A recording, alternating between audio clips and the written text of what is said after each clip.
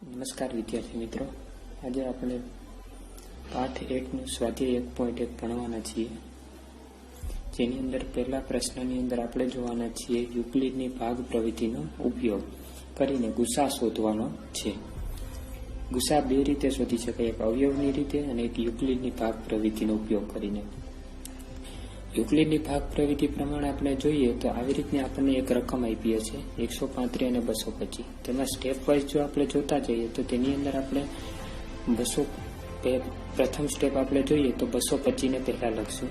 જે મોટી સંખ્યા છે તેને પહેલા લખવાની. 225 લખ્યા પછી બરાબર કરી ને 135 જે નાની સંખ્યા છે તે લખી દેવાની. હવે 135 જે છે એને ક્રમશઃ નાની સંખ્યાને મોટી સંખ્યા સુધી પહોંચાડવાનો પ્રયત્ન કરવાનો ગુણાકાર થકી. 135 ને આપણે 1 વડે ગુણીએ બરોબર છે તો 135 રહેશે. જો એને આપણે 2 વડે ગુણશું તો 270 થઈ જશે. 270 જે 225 કરતા વધી જશે, એટલે આપણે એને ફક્ત 1 વડે જ ગુણવાનું રાખીશું. હવે 135 ને 1 વડે ગુણ્યા બાદ બંનેનો ગુણાકાર કર્યા પછી એને 225 માંથી બાદ કરી દેવાના. એટલે આપણે જે વધે તે જોવાનું.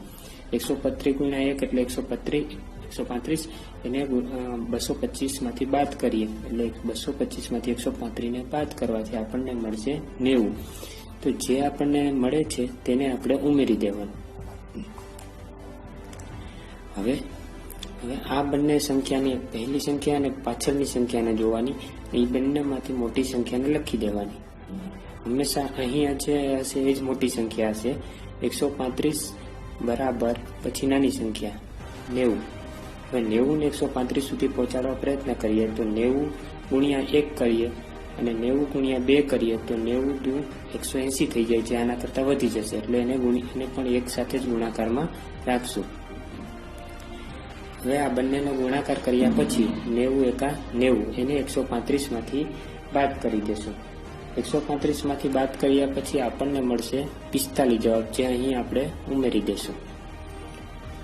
હવે ફરીથી પાછું એ જ કરશું. આ બંને સંખ્યાઓને વારાફરતી મોટી સંખ્યાને પહેલા, બરાબરની નિશાની અને નાની સંખ્યાને પછી, આમ ક્રમશઃ સ્ટેપ વાઇઝ કરશું. હવે 45 ને આપણે 90 સુધી પહોંચાડવા પ્રયત્ન કરશું. 45 ગુણ્યા 1 એટલે 45, 45 દુ 90, તો આપણે ત્યાં સુધી પહોંચી ગયા. 45 દુ 90. ચાલો 45 દુ 90. હવે આ બંનેનો જ્યારે ગુણાકાર સરખો થઈ જાય 45 દુ 90, ત્યારે ઉમેરવાનું કંઈ જ વધે નહીં, એટલે 0. હવે અહીં આપણો જે 0 આવ્યો છે, આપણે આ યુક્લિડની ભાગ પ્રવૃત્તિ સુધી અંતમાં 0 આવે ત્યાં સુધી આગળ વધવાનું સતત ચાલુ જ રાખવાનું છે. 0 આવ્યા પછી 0ની ઉપરનું જે કાંઈ પણ અંક હશે તે આપણો જવાબ હશે. એટલે કે આપેલ બે રકમ, એક 135 અને 225 નો ગુસા આપણો જે 45 મળ્યો તે થશે.